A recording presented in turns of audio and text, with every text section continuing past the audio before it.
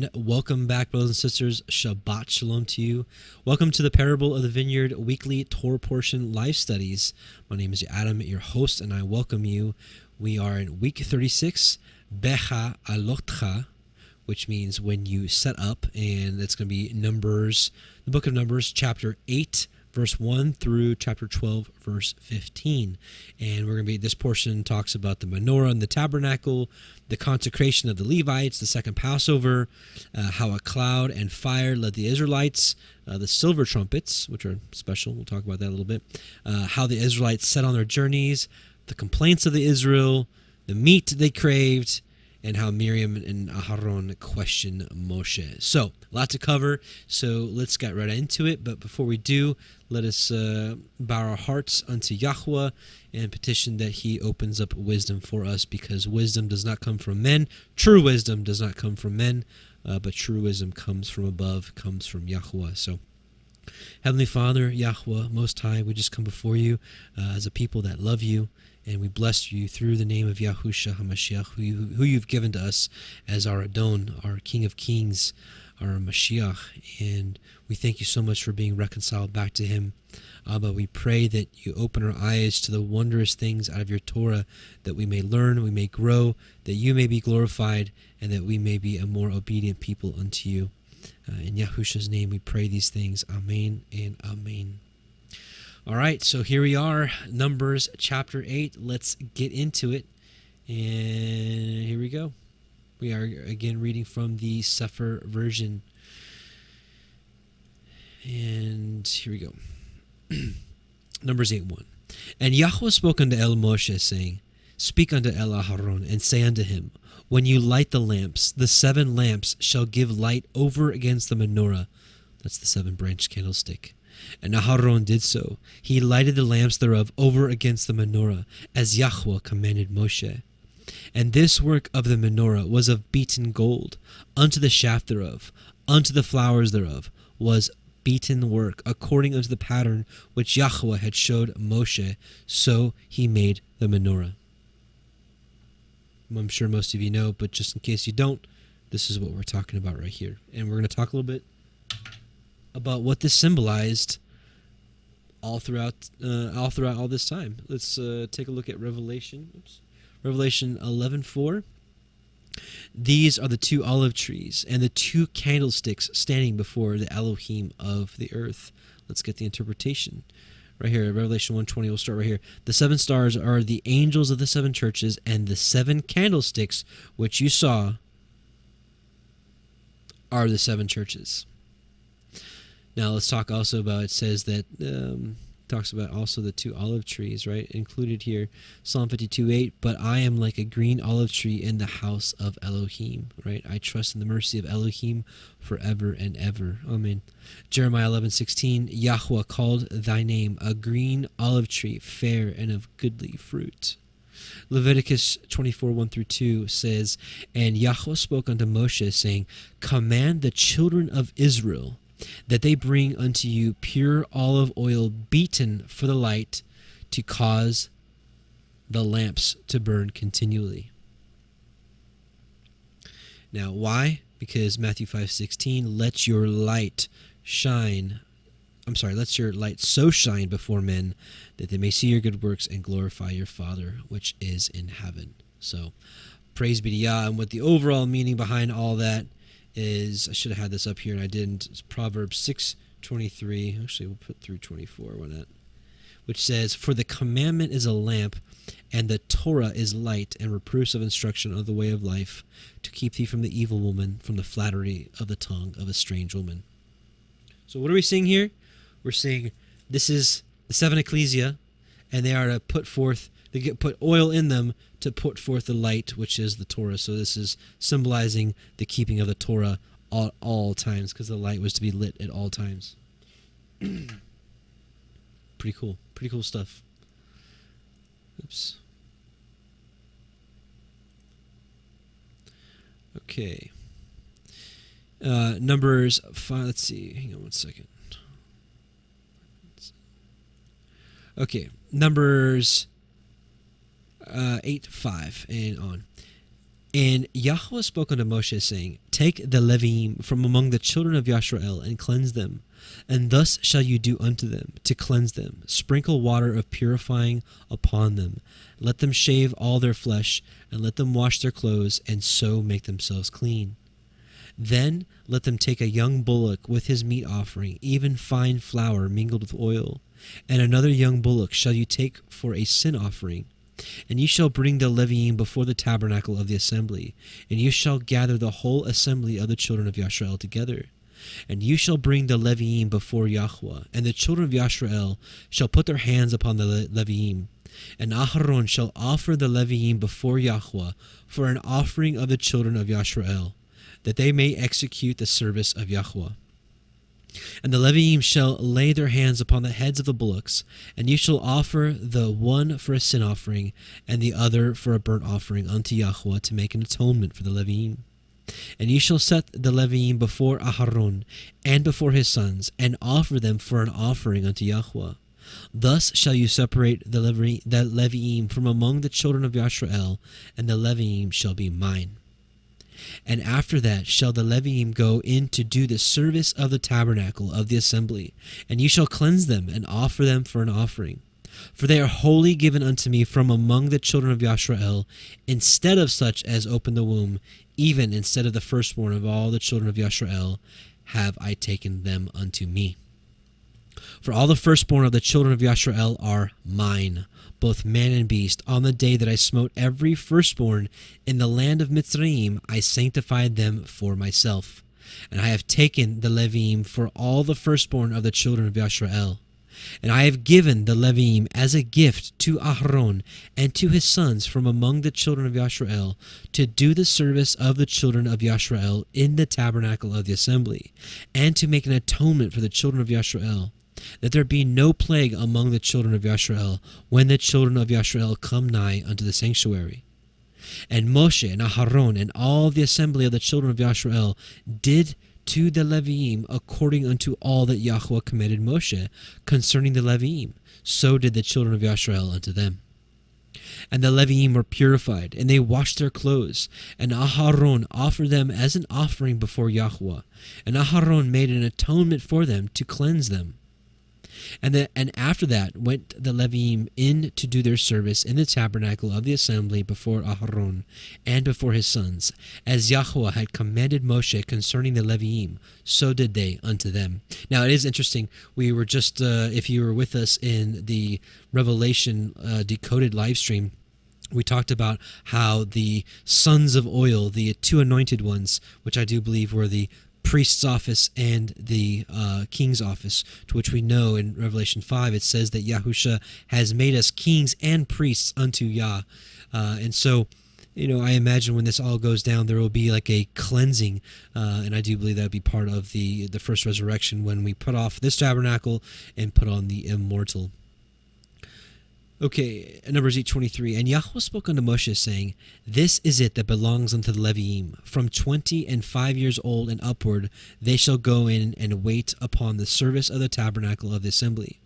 And from the age of 50 years they shall cease waiting upon the service thereof, and shall serve no more, but shall minister with their brethren in the tabernacle of the assembly, to guard the watch, and shall do no service.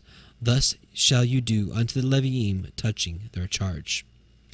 And, it is interesting, that the Levites were offered as the firstborn, and that Yahusha himself, the firstborn of all creation, offered himself to cleanse us. So pretty interesting stuff. Okay, so let's move on to Numbers chapter 9. And Yahweh spoke unto Moshe in the wilderness of Sinai in the first month of the second year, after they were come out of the land of Mitzrayim, saying, Let the children of Yashrael also keep the Pesach, the Passover, at his appointed time. In the 14th day of his month, at evening, ye shall keep it in his appointed time. According to all the rites of it, and according to all the ceremonies thereof, shall ye keep it. And Moshe spoke unto the children of Yashrael, that they should keep the Pesach. And they kept the Pesach on the 14th day of the first month at evening in the wilderness of Sinai, according to all that Yahweh commanded Moshe. So did the children of Yashrael. And there were certain men who were defiled by the dead body of a man, that they could not keep the Pesach on that day. And they came before Moshe and before Aharon on that day. And those men said unto him, We are defiled by the dead body of a man. Wherefore are we kept back, that we may not offer an offering of Yahweh in his appointed season among the children of Yisrael? And Moshe said unto them, Stand still, and I will hear what Yahweh will command concerning you. Right? So these men were like, we want to keep the Pesach. We want to offer an offering to him, but we're just defiled by a dead body. We're not clean. And so Moshe is like, I don't have to take this to Yah because I don't know. And Yahweh spoke unto Moshe, saying, Speak unto the children of Yisrael, saying, If any man of you or of your posterity shall be unclean by reason of a dead body, or be in a journey afar off, yet he shall keep the Pesach unto Yahweh. The 14th day of the 2nd month at evening they shall keep it, and eat it with matzah, unleavened bread, and bitter herbs. They shall leave none of it until the morning, nor break any bone of it. According to all the ordinance of the Pesach, they shall keep it. But the man that is clean, and is not in a journey, and forbears to keep the Pesach, even the same soul shall be cut off from among his people, because he brought not the offering of Yahweh in his appointed season. That man shall bear his sin. Right? So he's like, if you're not clean, or if you're not on a far journey, you don't have any excuses. You will keep the Pesach. And if a stranger shall sojourn among you, and will keep the Pesach unto Yahweh, according to the ordinance of the Pesach, and according to the manner thereof, so shall he do. You shall have one ordinance, both for the stranger, and for him that was born in the land. And on the day that the tabernacle was reared up in the cloud, the tabernacle was reared up, the cloud covered the tabernacle, namely the tent of testimony. And at evening there was upon the tabernacle, as it were, the appearance of fire until the morning. You know, it's just amazing as we continue to read through the Torah. We're going to continue to see more and more grumblings. We're actually going to see some grumblings here later on. It's like, it's so hard to imagine seeing all the plagues in Egypt, seeing the Red Sea divided, seeing all these miracles, seeing this cloud, literally a cloud leading them by day, and seeing this fire on top of the tabernacle, at night. It's like, how can they even lift up their voice against Yahweh? But, it is what it is. They had the hardened hearts, as the scriptures say. So it was always, the cloud covered it by day, and the appearance of fire by night. And when the cloud was taken up from the tabernacle, then after that the children of Yisrael journeyed, and in the place where the cloud abode, there the children of Yisrael pitched their tents. At the commandment of Yahweh the children of Yisrael journeyed, and at the commandment of Yahweh they pitched. As long as the cloud abode upon the tabernacle, they rested in their tents. And when the cloud tarried long upon the tabernacle many days, then the children of Yisrael did guard the watch of Yahweh, and journeyed not. And so it was, when the cloud was a few days upon the tabernacle, according to the commandment of Yahweh they abode in their tents, and according to the commandment of Yahweh they journeyed. And so it was, when the cloud abode from evening unto the morning, and that the cloud was taken up in the morning, then they journeyed. Whether it was by day or by night that the cloud was taken up, they journeyed. Or whether it be 2 days, or a month, or a year, that the cloud tarried upon the tabernacle, remaining thereon, the children of Yisrael abode in their tents, and journeyed not.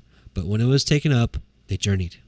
At the commandment of Yahweh they rested in their tents, and at the commandment of Yahweh they journeyed. They guarded the watch of Yahweh at the commandment of Yahweh by the hand of Moshe. So a couple of interesting things about this passage is, first of all, the importance of Passover. It's one of the 7 feasts, of course. It's the only one of the 7 that has a makeup day. It's that important, right? And it's also one of the 3 pilgrimage feasts. There's 3 feasts out of the year, which was Pesach, Passover, Shavuot, and Tabernacles, right? Sukkot. Those are the 3 where they had to journey to Jerusalem and celebrate it there. So, and speaking of the cloud by day and fire by night, and how they move as soon as it shifts, or basically they're obeying it at every second. It reminds me of the 144,000. It says, "These are they who follow the Lamb whithersoever he goes." So, are we ready to move when he says so? Are we ready to hear the still small voice that to which he speaks to all of us, which speaks to all of us with, which ties into the latter portion of this Torah portion when Miriam and Aharon backbite against Moshe. Yahweh responds and says, I speak to all my children that believe in me and obey me. But to Moshe I speak face to face. So anyways, my point is, are we listening to the still small voice, and are we ready to act when it tells us to act? So something just to consider. Okay, one interesting thing about this cloud by day and fire by night is it's in Isaiah 4. It's a small chapter, so we'll just read it all real quickly. This is all, future prophecy stuff, with New Jerusalem. And in that day, 7 women shall take hold of one man, saying, we will eat our own bread and wear our own apparel. Only let us be called by thy name to take away our reproach. Now, this will offend a lot of people out there. It's it is amazing that a lot of us have been called to Torah and see how amazing Torah is. But when it comes to topics like this, it becomes a stumbling block for many and gets a lot of people angry. So all I say is when it comes to topics that are hard to understand, especially in the Torah and in the prophets, just take it slowly, be careful, don't speak against the words of Yah. In that day shall the branch of Yahweh be beautiful and glorious, and the fruit of the earth shall be excellent and comely for them that are escaped of Israel. Those of you that were with us in the Revelation Torah portion, or the Revelation line-by-line study, this probably mean a lot to you. And it shall come to pass that he that is left in Zion and he that remaineth in Jerusalem shall be called holy, even every one that is written among the living in Jerusalem. This is New Jerusalem, of course. When Yahweh shall have washed away the filth of the daughters of Zion, and shall have purged the blood of Jerusalem from the midst thereof by the spirit of judgment and by the spirit of burning, and Yahweh will create upon every dwelling place of Mount Zion and upon her assemblies a cloud and a smoke by day, and the shining of a flaming fire by night. For upon all the glory shall be a defense. And there shall be a tabernacle for a shadow in the day from the time of heat, and for a place of refuge, and for a covert, and from a storm, and from rain. So New Jerusalem is going to have a cloud by day and fire by night, just like we saw in the wilderness. So pretty interesting connection there, I think. So Numbers 10:1. It's all about the silver trumpets. And Yahweh spoke unto Moshe, saying, make you 2 trumpets of silver, of a whole piece shall you make them, that you may use them for the calling of the assembly and for the journeying of the camps. All right, we're going to talk more about this calling for the assembly in just a second. And when they shall blow with them, all the assembly shall assemble themselves to you at the door of the tabernacle of the assembly. And if they blow but with one trumpet, then the princes which are heads of the thousands of Yashar'el shall gather themselves unto you. When you blow an alarm, then the camps that lie on the east part shall go forward. When you blow an alarm the second time, then the camps that lie on the south side shall take their journey. They shall blow an alarm for their journeys. But when the assembly is to be gathered together, you shall blow, but you shall not sound an alarm. Now, let's read a couple passages real quickly. This is the end time stuff. Joel 1:14-15. Sanctify ye a fast. Call a solemn assembly, right? Call an assembly.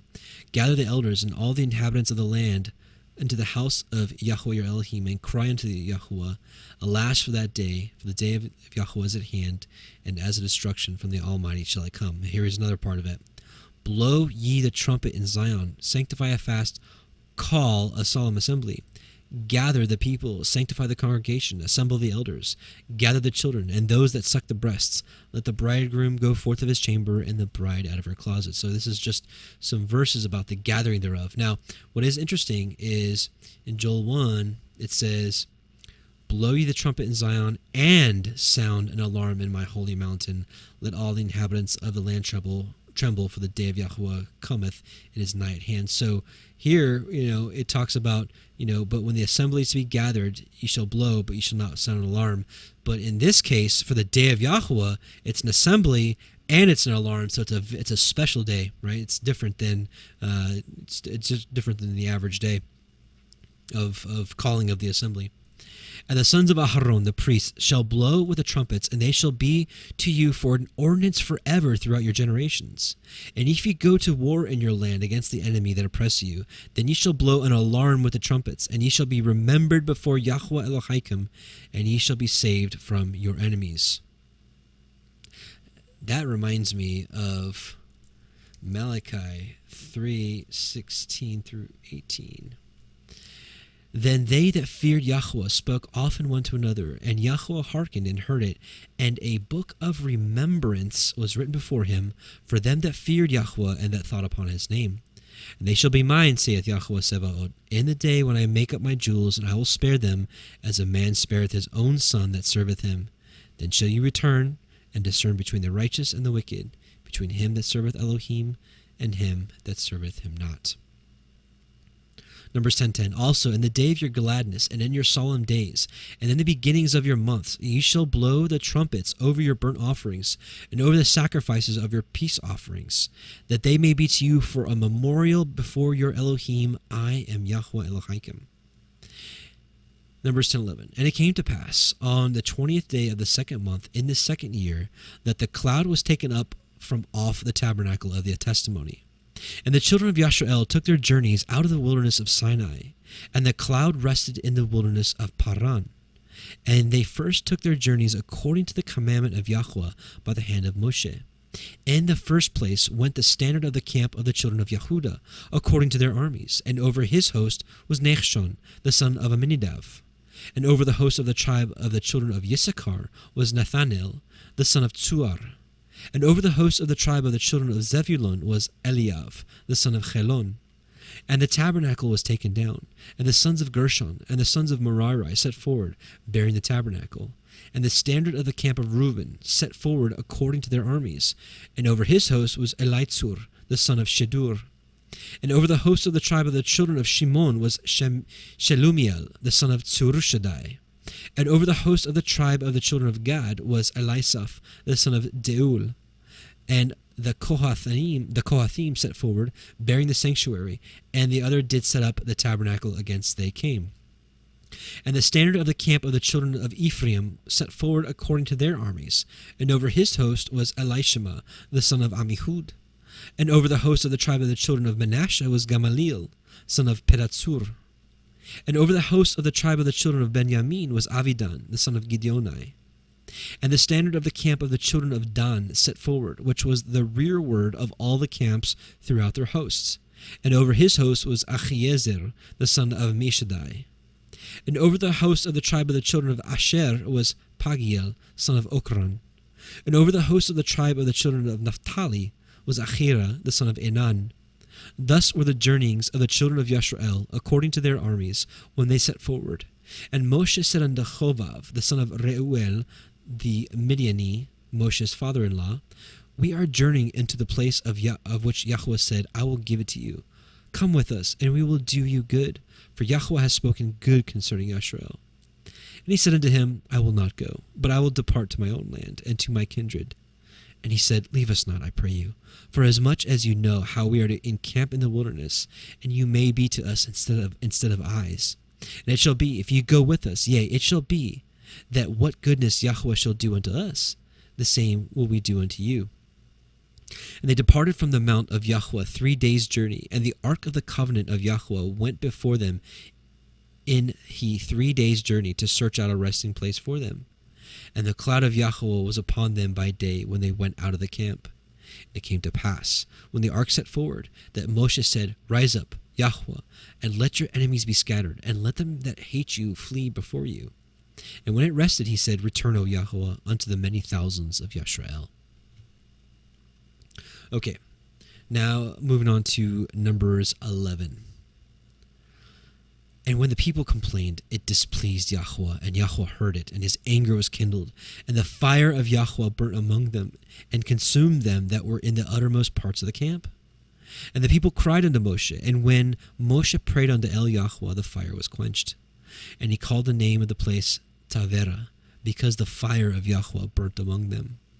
And the mixed multitude that was among them fell a lusting. And the children of Yashrael also wept again, and said, Who shall give us flesh to eat? We remember the fish which we did eat in Mitzrayim freely, the cucumbers, the melons, the leeks, the onions, and the garlic. But now our soul is dried away, and there is nothing at all besides this manna before our eyes. And the manna was as coriander seed, and the color thereof as the color of bdellium. And the people went about and gathered it, and ground it in mills, or beat it in a mortar, and baked it in pans, and made cakes of it. And the taste of it was as the taste of fresh oil. And when the dew fell upon the camp in the night, the manna fell upon it.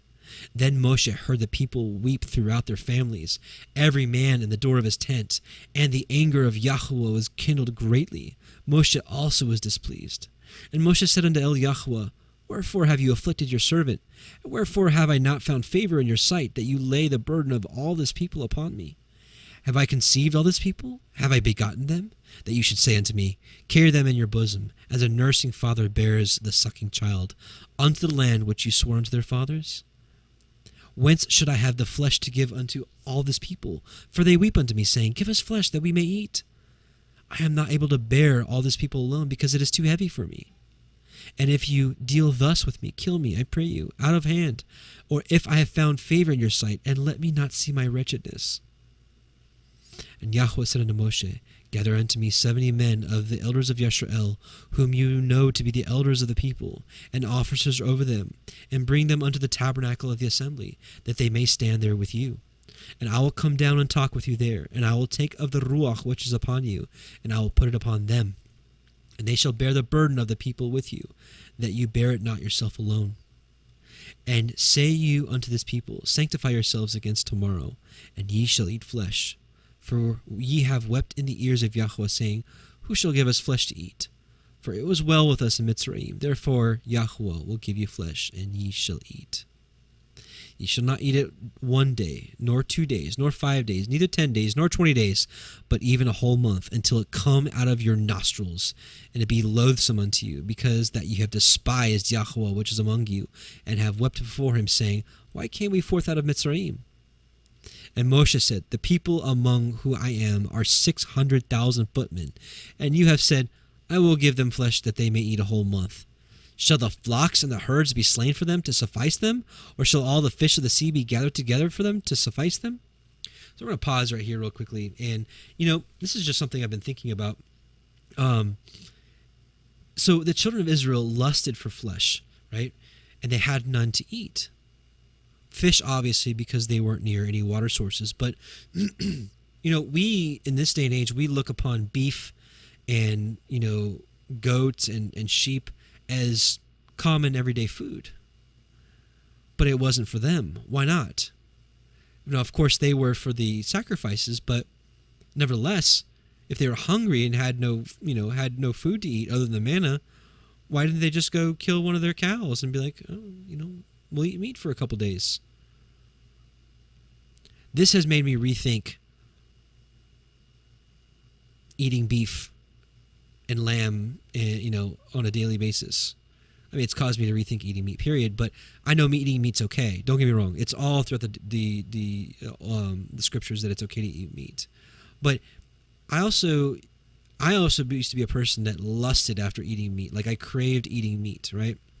And so going through this Torah, going through the Torah, and especially seeing this part, got me thinking like, well, I really shouldn't be craving meat like this, because it, quite frankly, with lack of better terms, it made Yahweh upset, right? That they lusted after flesh. Now, the heart of it was that they were like, why did we leave, Egypt? That was the heart of his anger. But he was still upset that they lusted flesh. Like he wasn't happy about it. Now, later on in Deuteronomy, he says, whatever your soul lusteth after, eat, drink, right? But should we be lusting after flesh on a daily basis, or should it be kept for maybe special days, feast days, new moons, Sabbaths? Maybe. Just something to think about. That's all.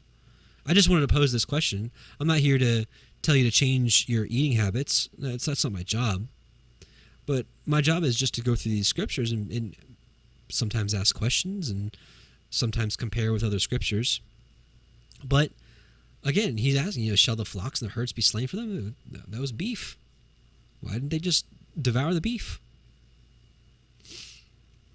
And Yahweh said unto Moshe, is Yahweh's hands waxed short? You shall now see whether my word shall come to pass unto you or not. And Moshe went out and told the people these words of Yahweh, and gathered the 70 men of the elders of the people, and set them round about the tabernacle. And Yahweh came down in a cloud, and spoke unto him, and took of the ruach that was upon him, and gave it unto the 70 elders. And it came to pass that when the ruach rested upon them, they prophesied and did not cease. But there remained 2 of the men in the camp, and the name of the one was Eldad, and the name of the other was Medad, and the Ruach rested upon them. And they were of them that were written, but went not out unto the tabernacle, and they prophesied in the camp. And there ran a young man, and told Moshe, and said, Eldad and Medad do prophesy in the camp. And Yahusha, this is Joshua, right, the son of Nun, the servant of Moshe, one of his young men, answered and said, My lord Moshe, forbid them. And Moshe said unto him, Envy you for my sake? Would to Elohim that all Yahweh's people were prophets, and that Yahweh would put his ruach upon them. And Moshe got him into the camp, and the elders of Yisrael. So, it's just something to compare with Exodus 19:5 through 6 here, which says, Now therefore, if you will obey my voice indeed, and keep my covenant, then ye shall be a peculiar treasure unto me above all the peoples, for all the earth is mine. And ye shall be unto me a kingdom of priests and holy nation.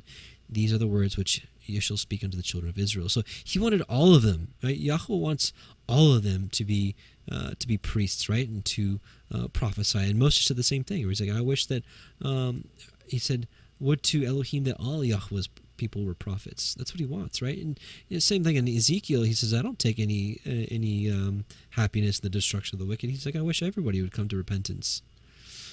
1 Peter 2:9-10, But ye are a chosen generation, a royal priesthood, a holy nation, a peculiar people, that you should show forth the praises of him who hath called you out of darkness, right? Out of Torahlessness into his marvelous light, his Torah. The light is Torah. Torah is light. The law is light. Proverbs 6:23. Which in time past were not a people, but are now the people of Elohim, which had not obtained mercy, but now have obtained mercy. Praise be to Yahweh for that. Numbers 11:31, And there went forth a wind from Yahweh, and brought quails from the sea, and let them fall by the camp, as it were a day's journey on this side, and as it were a day's journey on the other side, round about the camp, as it were 2 cubits high upon the face of the earth. That's a lot. That's a lot. A day's journey, right, from one side to the other, and 2 cubits high. That's like, what, like 3 feet or something like that? No. Hold on. I forgot the conversion. Let's just look it up.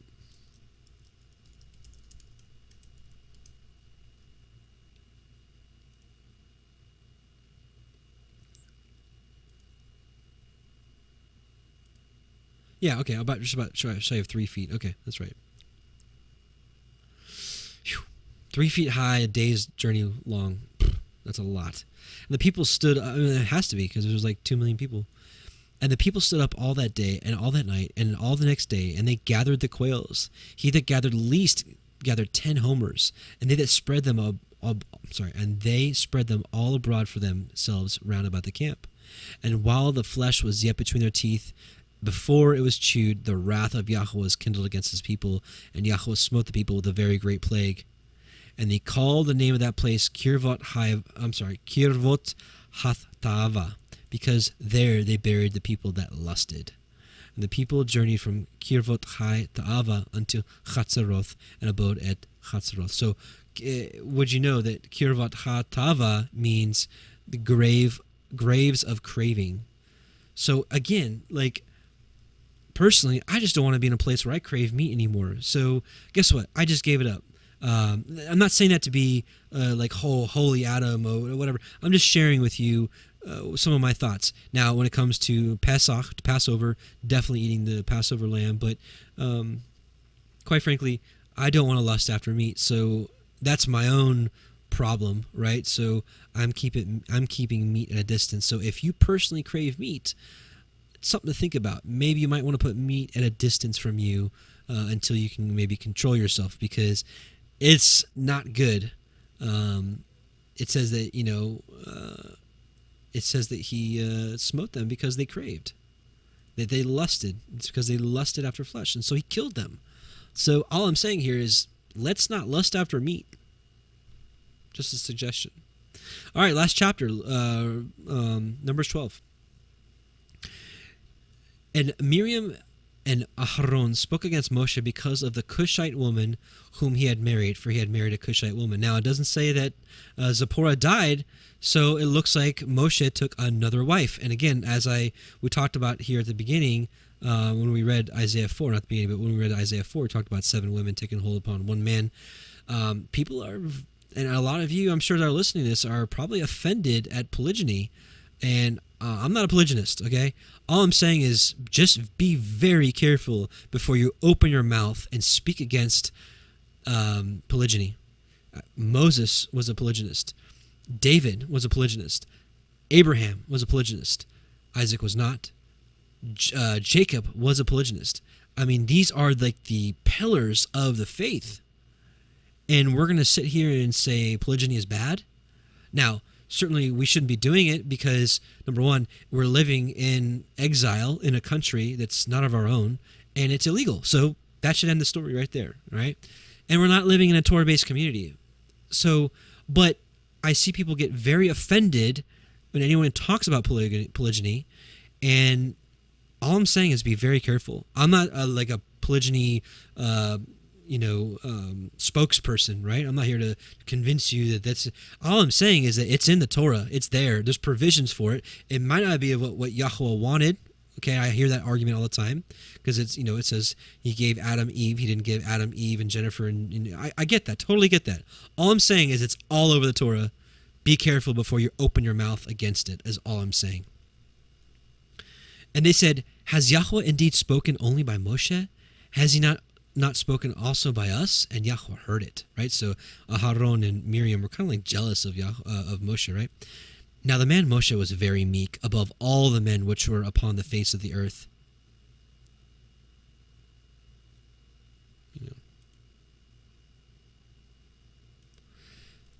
Yeah, okay, so now the man Moshe was very meek above all the men which were upon the face of the earth.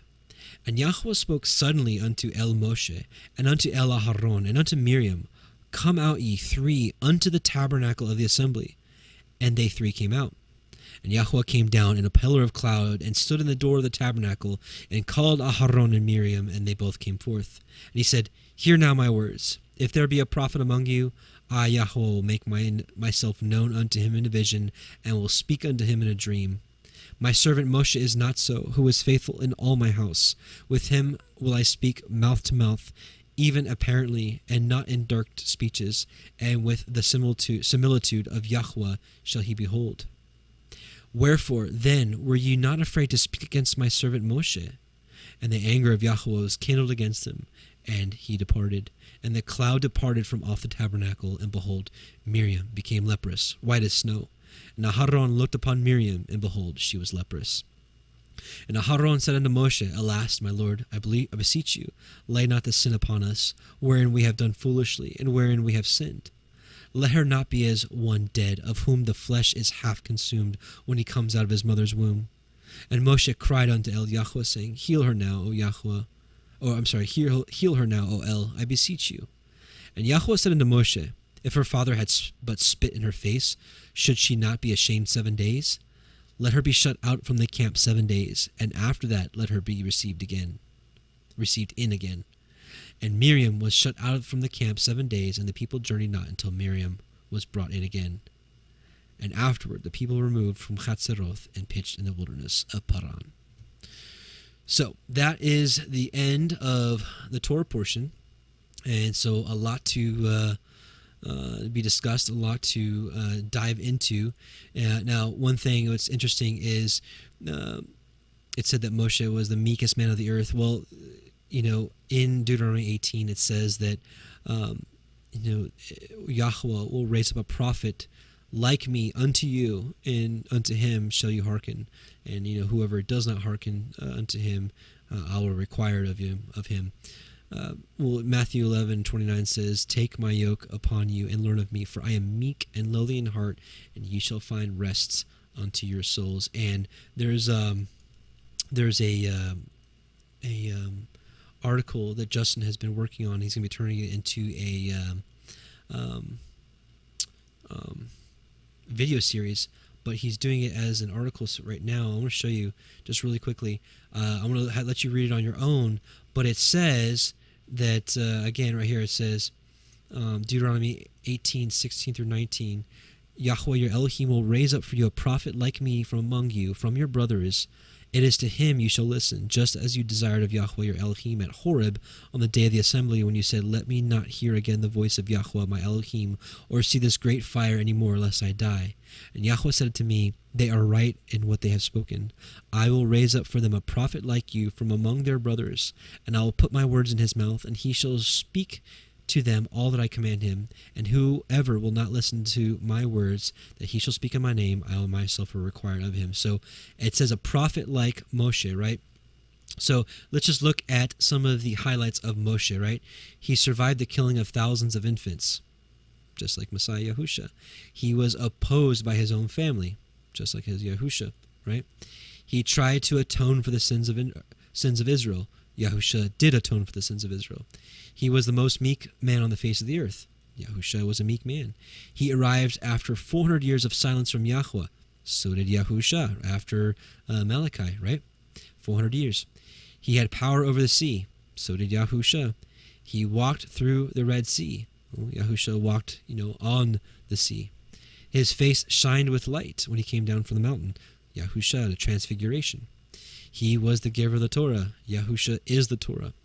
He was the judge of Israel. Yahusha is the judge of Israel. He was the intercessor for Israel. Yahusha is the intercessor for Israel. He conducted miracles. Of course, Yahusha conducted miracles. He rescued Israel out of bondage. Yahusha rescued us out of bondage, out of sin. He fed Israel with miraculous food. Yahusha is that miraculous food. He arrived on a donkey. Messiah Yahusha arrived on a donkey into Jerusalem.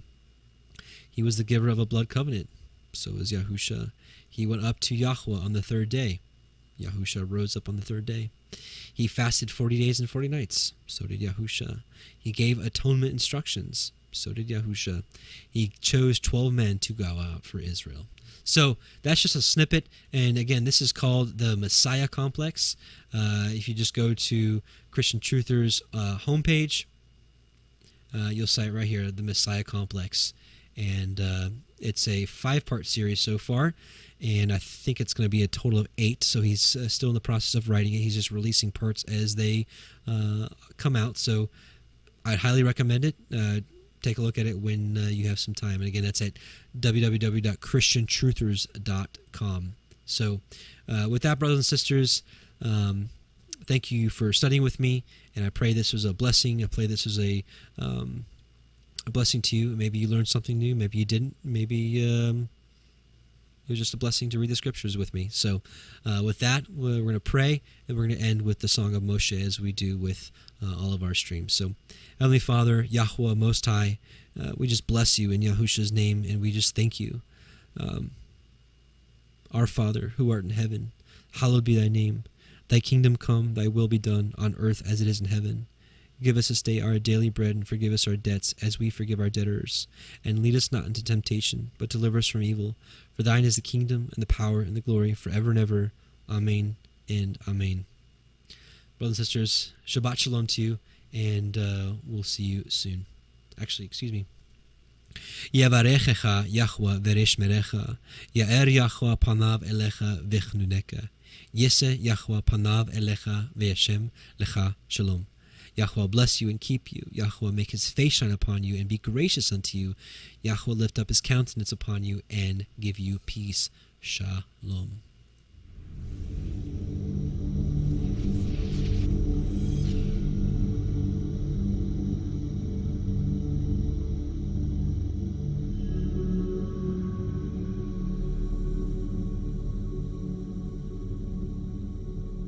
I sing to Yahweh, for he is highly exalted.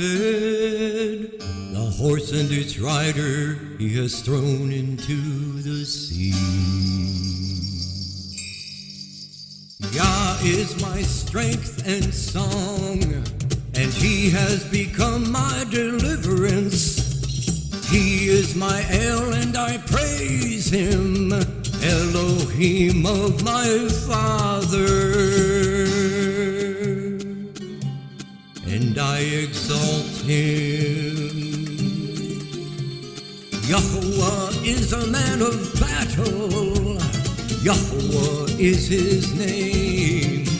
He has cast Pharaoh's chariots and his army into the sea, and his chosen officers are drowned in the sea of reeds.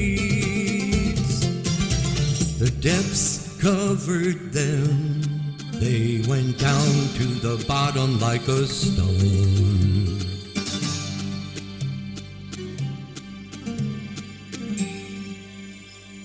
Your right hand, O Yahuwah, has become great in power. Your right hand, O Yahuwah, has crushed the enemy. And in the greatness of your excellence, you pulled down those who rose up against you. You sent forth your wrath, it consumed them like stubble, and with the wind of your nostrils, the waters were heaped up. The floods stood like a wall, the depths became stiff in the heart of the sea. The enemy said, I pursue, I overtake, I divide the spoil, my being is satisfied on them. I draw out my sword, my hand destroys them.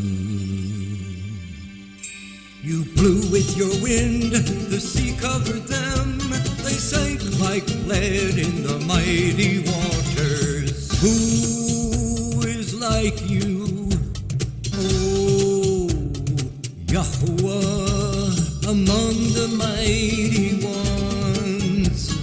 Who is like you, great in Kodeshah, awesome in praises, working wonders? You stretched out your right hand, the earth swallowed them. In your kindness, you led the people whom you have redeemed. In your strength, you guided them to your Kodesh dwelling. Peoples heard, they trembled. Anguish gripped the inhabitants of Pelasheth. Then the chiefs of Edom were troubled, the mighty men of Moab.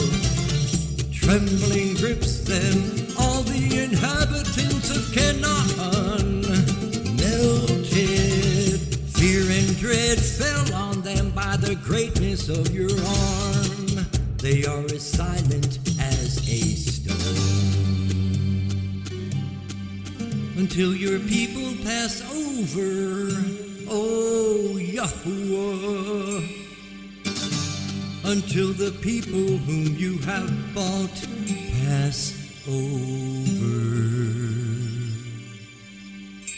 You bring them in and plant them in the mountain of your inheritance, in the place, O Yahuwah, which you have made for your own dwelling, the Mikdash, O Yahuwah, which your hands have prepared.